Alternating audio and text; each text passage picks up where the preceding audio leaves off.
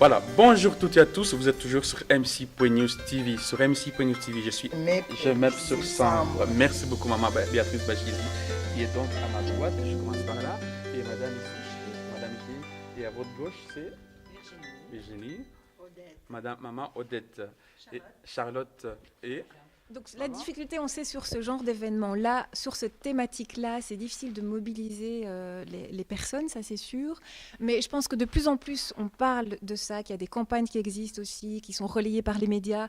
Mais je pense que l'essentiel, c'est qu'il puisse y avoir une éducation. Mais quand je parle d'éducation, c'est pas seulement dans les familles, mais ça puisse se jouer à l'école, que ça puisse se jouer dans les différents groupes qu'on est amené à fréquenter tout au long de sa vie, en fait, qu'il puisse vraiment y avoir des informations, une sensibilisation, et puis qu'on puisse vraiment décoder un peu ce qui se passe, et donc les enjeux qu'il y a par rapport aux violences conjugales, qu'il puisse y avoir un réel accompagnement de ces personnes qui subissent, de ces femmes qui subissent ces violences-là. Mais encore une fois, c'est le fait d'en parler, de sensibiliser, de continuer à marteler l'information, et que ça puisse aussi être relayé en dehors d'un événement et d'une date symbolique, mais que ça puisse aussi faire son chemin en dehors du 25 novembre, en fait. Qui pourrait éventuellement nous donner, par rapport à toujours à la communication, une autre avis peut-être contraire ou appuyer maintenant éventuellement? Et c'est vrai qu'on n'en entend quasiment jamais parler. Moi, je découvre aujourd'hui le sujet, le thème de la violence. On entend, comme on dit, vaguement parler dans la presse. On entend vaguement parler ailleurs. Moi, j'ai connu personnellement une amie qui a connu la violence de son mari. Moi-même, dans ma famille, il y a eu de la violence aussi.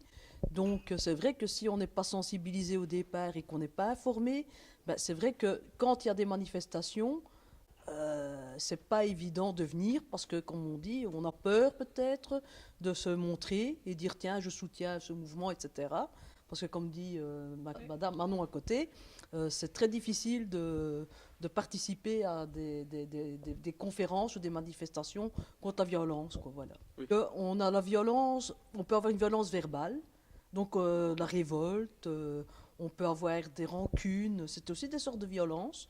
Donc, moi, je pense, oui, je peux avoir de la violence verbale, mais pas méchamment, quoi. Ça peut arriver de dire, de maltraiter quelqu'un, et après de dire, bon, écoute, je m'excuse, j'ai été trop loin, quoi. C'est le mot excuse qu'il faut avoir souvent. Alors, exactement, s'excuser, mais aussi montrer ses efforts. Faut-il abuser du mot excuse souvent parce que je viens te faire du mal, mais demander pardon chaque fois? Bah, disons que demander pardon chaque fois, c'est dire, voilà, écoute, j'ai commis une erreur, hein, je vais essayer de faire en sorte de ne plus t'insulter ou faire en sorte de ne plus faire ci et là, quoi. C'est pas toujours évident. On peut avoir en soi une violence, oui, mais c'est vrai que il faut savoir aussi demander pardon et ne plus recommencer parce que la violence engendre toujours une violence, quoi. Mais je crois aussi que c'est lié avec la gestion des émotions. Donc on est aussi dans une société où il est difficile d'avoir la liberté d'exprimer ses émotions, qu'on soit un homme ou une femme. Donc de dire à un moment donné, je suis content, ou je suis triste, ou j'ai besoin de pleurer, ou j'ai besoin de dire que je suis en colère. Et donc il y a toute une série de stéréotypes, hein. Si on prend l'exemple de l'homme, l'homme il doit être viril, il doit tout porter sur ses épaules, il doit tout gérer. Enfin, on a une sacrée pression aux hommes, aux garçons, à nos enfants, etc. Et donc, parfois, dans certaines situations, tout ce qu'on accumule, tout ce qu'on ressent peuvent ressortir et parfois d'une mauvaise manière. Puis après, à côté de ça, il y a aussi des personnes qui abusent de la violence, mais qui abusent de la violence par leur passé, par ce qu'ils ont vécu, ou aussi parce qu'à un moment donné, ça rentre dans un jeu un peu plus de manipulation, etc. Donc, je parlais des émotions, mais il y a aussi différents profils, je pense, de personnes qui vont utiliser de la violence. On peut utiliser la violence quand, à un moment donné, on est sur la spontanéité, il se passe quelque chose, on a peut-être du mal à exprimer ce qu'on vit, et puis après, il y a des violences qui sont un peu... Charlotte. Oui, je voulais rebondir par rapport à ce qui est un peu expliqué là. Mais c'est vrai que oui, il peut y avoir de la violence dans un couple, par exemple. Mais là où il faut distinguer la violence, la violence forte et une dispute de couple, il faut savoir distinguer les deux. À partir du moment où les deux peuvent s'exprimer autant la femme que l'homme, dire voilà, là je suis pas bien, enfin, qu'il y a un terrain d'échange, est-ce qu'on peut vraiment parler de violence si à partir du moment où les deux peuvent s'exprimer? Donc là, et alors aussi dire que les excuses ne suffisent pas toujours et que ça fait partie d'un des processus du cycle de violence, pour ceux qui connaissent un peu le système, et que ça s'appelle la lune de miel. Donc souvent, je peux parler au masculin parce que souvent c'est l'homme qui vient s'excuser, donner ses excuses, faire des preuves d'amour, et puis hop, après il va recommencer. Et voilà, c'est un des processus du cycle. Oui. Ça me rappelle quelque chose. Par exemple, en Afrique, on a détourné ça et on dit vraiment dans la population, il y a ce langage qui dit « Ouais, un mari qui tape sa femme, c'est un mari qui aime sa femme. » Et alors, plus il va le frapper, plus il va lui offrir des wax. Donc, il les tape aujourd'hui. Et demain, il va aller chercher un cadeau, un bijou, un habit. Et donc, et le cycle continue comme ça. Et ça pousse vraiment les femmes presque à accepter cette violence et à penser que vivre comme ça, c'est tout à fait normal. Je voulais aussi ajouter ici que si ces journées ici existent aussi, c'est pour parler aussi de l'autre facette. D'où vient la violence ? La violence vient puisque nous sommes dans une culture patriarcale, nous sommes dans une société depuis des décennies où il y a la supériorité de l'homme. Dès qu'il y a ces inégalités, chaque endroit où il y a les inégalités, il y a la dominance. Donc, celui qui se croit supérieur à l'autre pense qu'il peut faire de l'autre ce qu'il veut. Donc, il y a plusieurs formes de violence. Les violences intrafamiliales, mais les violences sur les lieux de travail, où on peut se faire écraser par les collègues, par un chef, les violences sur les espaces publics. Et dans nos mouvements féministes, nous sommes en train d'analyser tout ça pour vraiment traiter le problème des violences à la base par des préventions dans des écoles, mais en ciblant, en cherchant l'égalité homme-femme. Et si J'aime Femme existe, c'est une plateforme qui est là comme observatoire des inégalités sur notre entité, puisque notre commune a signé la charte d'égalité homme-femme. Oui, Maman Béatrice, gardez le micro. Vous êtes animatrice aussi dans vos heures perdues sur une radio namuroise. Parlez-nous un peu de ce que vous faites sur cette radio, parce que vous êtes écouté aussi tout de même. Ce n'est pas que sur MC.News TV, mais aussi une radio locale namuroise. Oui, depuis tout le début de la caravane, j'ai compris que les médias, j'ai compris que les espaces de parole comme la radio, puisque j'organisais des groupes de parole dans des centres de réfugiés, et j'ai compris que beaucoup de choses sortaient dans des groupes et puis ça restait là. Et puis de temps en temps, il y avait des femmes qui voulaient vraiment faire passer un message. Surtout la radio est bien, ce n'est pas comme la télévision, puisqu'on ne te voit pas. Donc j'ai appris très vite à jouer aux journalistes avec la radio universitaire de Namur, la RON. Et puis plus tard, depuis je me suis dit, la radio me manque, pourquoi pas accompagner les actions de caravane par la radio, mais on ne force jamais personne. C'est vraiment quand la personne est prête d'en parler, et surtout accompagner les femmes en laissant des traces aussi, puisque nous avons un espace web et vraiment je voyage avec. Dernièrement, j'ai fait une très belle émission. Il y a des femmes migrantes qui ne veulent pas quitter là où ils sont. Vous allez les appeler ici, ils ne vont pas venir. Mais quand je pars avec mon micro dans une église, quand je pars sur leur lieu de travail, et là, elles parviennent à s'exprimer. Et dernièrement, j'ai fait une émission sur femmes et engagement dans l'église. Et c'était bien de parler de la dîme, de l'argent, de la violence, des parcours des migrants. C'est vraiment très, très riche. Et d'écouter tout ça et d'apporter aussi les messages d'espoir, puisque la société bouge au niveau mondial, au niveau de notre commune. Et le journaliste qui est parti, il m'a demandé pourquoi Gemep. Donc à Gemep, il y a beaucoup de violence. J'ai dit, messieurs, en Belgique, il y a eu 33 morts. Il y a 33 femmes qui sont décédées cette année en Belgique. Mais Gemep fait partie de la Belgique. Ce n'est pas puisqu'on met les chaussures en Gemep que c'est Gemep qui bat les records. Il m'a donné, vous avez des statistiques.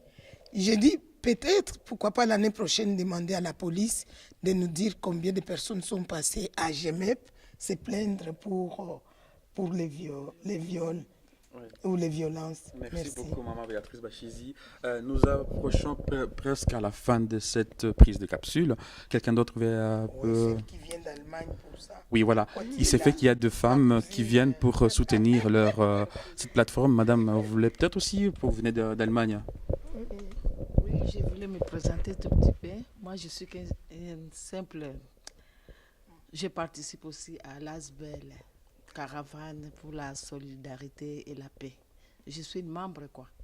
Voilà. Et depuis combien d'années vous êtes membre de cette plateforme? Ça fait 10 ans. 10 ans, Ouais. dès le début donc. Moi, j'habite en Allemagne. Je ne viens pas souvent.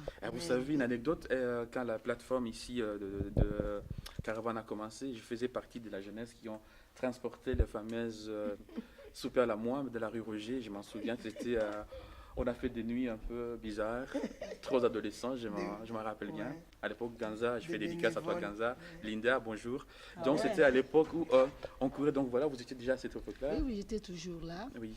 Et à chaque fois qu'il y a des réunions, je suis toujours là. Malheureusement, j'habite loin. Et en Allemagne, comment ça se passe la violence? En Allemagne, je ne connais pas trop parce que l'histoire de la langue aussi en allemand. C'est une violence aussi, vous pensez, de Ce ne n'est pas pas- parler la langue? Non, ce n'est pas une violence. Ici, Mais pour le moment, maintenant, j'ai appris la langue, mais il n'y a pas une association comme ici. Mais on en parle dans les médias. les Mais on en violences parle toujours à la télé, à la police. Oui, ça se passe dans le foyer et dans la famille. Ouais. et ça, vous ne validez pas ça? Je valide ça, mais en plus, je suis vraiment active pour ça parce que moi-même, je fais partie de ce problème-là des violences. Mais ça, c'est ma vie privée. Plutôt victime. Je suis obligée. D'accord. Merci beaucoup, madame, de Non, cette elle intervention. est trop Réservée. réservée. Mais Odette a accompagné la caravane. Elle vient chaque fois à des périodes et on a même fait la marche mondiale des femmes avec elle jusqu'au Congo. Quand on a conduit la marche mondiale des femmes avec plus de 30 femmes belges, des flamandes, des francophones et des congolais, on a été avec elle, on a fait Paris, on a voyagé partout pour dénoncer. Et c'est vrai qu'à la caravane, nous, il y a toutes ces problématiques de violences faites aux femmes dans les trajectoires de l'immigration. Ça aussi, c'est quelque chose. Mais c'est en se mettant avec l'autre, c'est ensemble qu'on peut passer un message universel. Merci beaucoup.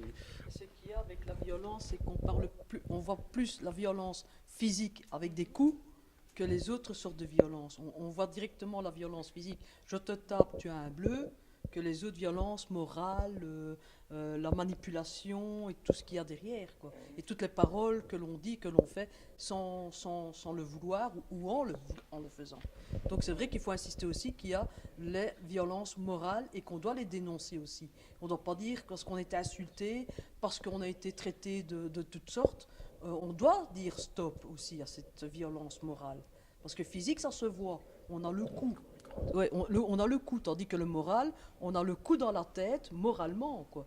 Et ça détruit beaucoup plus la violence morale que la violence physique. Pour moi, c'est mon avis personnel. Oui.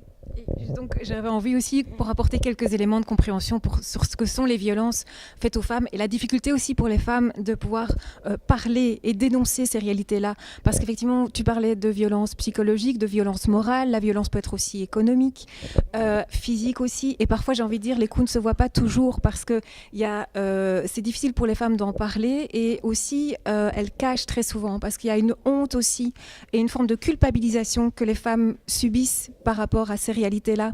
Et donc, c'est très compliqué. Et donc, quand on comprendra aussi très finement le phénomène, peut-être que c'est aussi sortir, parce qu'on parlait de chiffres tout à l'heure, et peut-être de voir ce que la police consigne comme chiffres dans les statistiques par rapport aux violences, aux plaintes qui sont déposées.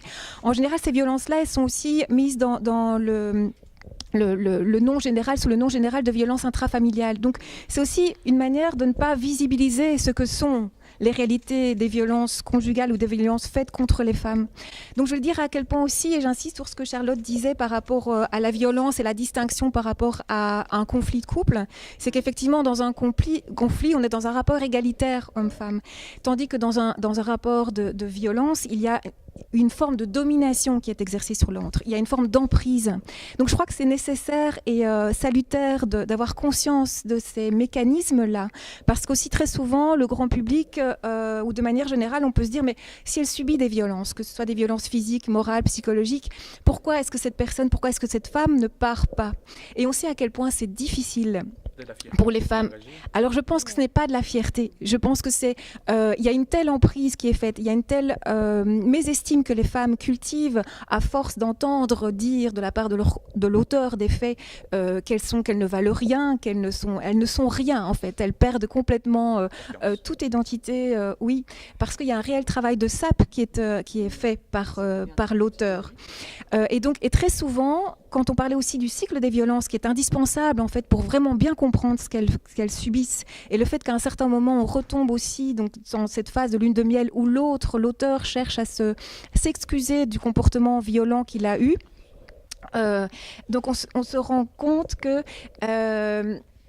donc il cherche à s'excuser, et alors il y a en même temps s'accompagne une forme de culpabilisation de la compagne ou de l'épouse, parce qu'on va dire mais finalement chérie, si je me suis un peu trop énervée à ce moment-là, tu sais bien comment je suis, quoi. Tu sais bien qu'il faut pas, quand je suis dans un état de stress parce que ça va pas bien au boulot, tu sais bien qu'il faut pas venir me parler comme ça, tu sais bien comment je réagis, donc si moi je fais un petit effort, si toi aussi de ton côté tu fais un effort, ça va aller. Mais donc on est toujours donc les femmes qui reviennent, c'est parce qu'à chaque fois il y a aussi ce phénomène-là de l'auteur qui va chercher à se faire pardonner, et qui en même temps va en rajouter aussi une couche sur la forme de culpabilisation qu'il va faire subir à sa compagne. Il a demandé pardon, donc je pardonne et je reviens à la maison, quoi.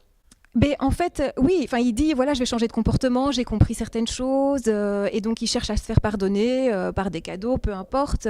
Mais donc, et comme les femmes aussi, dans notre société, et comme tu le disais très bien, on est encore dans une société inégalitaire, une forme de société patriarcale, les femmes, on se donne aussi pour mission de sauver le couple, ou d'être aussi dans un rôle de bonne épouse, de bonne mère, et donc on est aussi socialisé de telle façon que prendre soin du couple, les femmes, c'est comme si c'était un rôle qui leur était attribué par la société. Et donc il y a aussi cette mission-là finalement, une forme de mission d'amour aussi, une forme de mission de prendre soin de l'autre, et donc tout ça c'est pour dire simplement que c'est un phénomène, c'est un mécanisme plutôt, c'est pas un phénomène, c'est un mécanisme complexe, donc les violences conjugales. Et c'est important de pouvoir vraiment venir décoder et déconstruire les choses pour qu'il y ait une réelle compréhension mais ces femmes-là qui reviennent, qui font des pas en avant, qui vont porter plainte, et c'est pas toujours facile non plus de porter plainte, parce qu'on sait bien que le regard aussi des professionnels et la formation des professionnels dans ces cas-là compte également dans l'accompagnement des femmes. Et on sait aussi que le rythme des femmes n'est pas celui des assistantes sociales, ou n'est pas celui des animatrices, ou n'est pas celui des personnes qui travaillent à la police. On sait que ce rythme-là leur appartient, et qu'une femme qui a la force peut-être un jour de dire voilà, maintenant ça suffit, j'en peux plus, je fais la démarche en tout cas d'aller porter plainte ou que sais-je, peut-être que 2 heures après ou le lendemain, elle aura plus cette force-là. Et ça, il faut pouvoir accompagner ces femmes dans ce rythme-là. Et on sait que c'est pas du tout évident, et qu'en tant que professionnel, il y a aussi plein de choses à pouvoir dégoupiller pour vraiment avoir une compréhension fine de ce que sont les violences subies par les femmes. Merci beaucoup, Manon. Merci. D'ailleurs, je voulais ajouter, et je l'explique toujours, que ce n'est pas parce qu'il y a violence dans un couple que les gens ne s'aiment pas. Parfois, il y a toujours l'amour. Il faut être prudent quand on accompagne les femmes. On a déjà accompagné. Ce n'est pas parce que la femme frappe à la porte de la caravane que vite, allez, on met la machine en route pour l'aider à divorcer. Vous allez être étonné de combien de fois les femmes vont refuser. D'ailleurs, au moment où on utilisait le fait qu'il y a violence, les maris, on les tape derrière la gare, comme je dis, à la prison de Namur. Et la femme, elle vient en psychiatrie ou quoi, parce qu'elle est vraiment déboussolée. C'est elle qui pleure, qui refuse le traitement jusqu'à ce qu'on sort son mari de la prison, quoi. Et jusqu'au second coup, et ainsi de suite. Voilà. Donc, c'est vraiment très, très complexe, ces histoires, les sujets de violence. Et ça fait tellement longtemps. Nous sommes encore à l'étape vraiment de dénoncer. Nous sommes à l'étape où c'était tabou de parler de la violence. Pourquoi tu vas dire ce qui se passe dans les 4 murs de la maison? Mais du moment où on commence à dire aux femmes que la violence intrafamiliale, par exemple, les enfants sont concernés, les gens commencent à aller vite. Mais il y a quelque chose qui nous freine, nous les professionnels. Il n'y a pas assez d'endroits pour aider ces femmes. On a touché à un point, c'est comme si on a percé des abcès, mais paf, la nuit on m'appelle, ma ligne est ouverte, Béa, ça ne va pas, je suis en danger, où est-ce que je vais? Et vous faites comment quand on vous appelle comme ça? On n'a pas de Non, solution. vous vous déplacez chez la personne? Je peux me déplacer comme je peux ne pas me déplacer aussi. Je peux demander à la police de se déplacer. Mais la police aussi n'a pas d'endroit. Et quand vous avez mandat de dire à la police d'aller se déplacer chez la personne? Oui, je peux, si je sens au bout de fil que quelqu'un est en détresse, je lui demande si elle est d'accord que je donne son adresse. Puisque moi-même, je ne peux pas me mettre aussi en danger. Peut-être le mari est trop violent ou quoi, mais tu dois le signaler. Ou c'est le contraire, c'est parfois la police qui m'appelle. On a une dame, qu'est-ce qu'on fait? Ici, à Gemep, il n'y a pas un endroit où on peut mettre quelqu'un qui et ça nous fait du mal, puisqu'il y a les lois qui sont mal foutues, quoi. Donc, c'est vraiment un travail de longue haleine. Et parfois, les femmes acceptent des conditions et te disent d'ailleurs, je ne voulais rien dire avant que mes enfants ne partent. Donc, merci beaucoup, Maman Béatrice. J'ai vu, vous avez levé les doigts. Ici, je disais donc que pour la violence, c'est vrai que je remarque qu'il y a quand même beaucoup de gens qui sont fort isolés. Donc c'est vrai que vu qu'ils sont le mari ou réussit à isoler sa femme, à ne plus voir les amis, à ne plus parler à personne, donc elle ne sait pas dire si elle est en danger ou pas nécessairement. Tu vois ce que je veux dire? Donc il est vrai que quand on est des amis et qu'on voit que la femme commence à descendre doucement vers, qu'on voit le mari qui commence à être différent, etc., en tant qu'ami, il est peut-être aussi parfois temps de dire attention, danger, tu vois, ton mari commence un petit peu à aller mal, fais attention, protège-toi, quoi. Donc en tant qu'ami, il faut soutenir aussi la famille qui est dans la violence, quoi. Et ne pas toujours non plus émettre des jugements, mais essayer d'accompagner aussi la famille en difficulté en essayant de laisser le couple dans leur couple et en disant tu n'as pas le droit de te faire taper dessus, quoi. Parce que c'est pas normal, quoi. Te faire violenter verbalement, c'est pas normal. Donc il faut quand même essayer de sortir la femme pour qu'elle s'exprime en disant oui, je suis en danger, je dois faire quelque chose pour moi et mes enfants, quoi.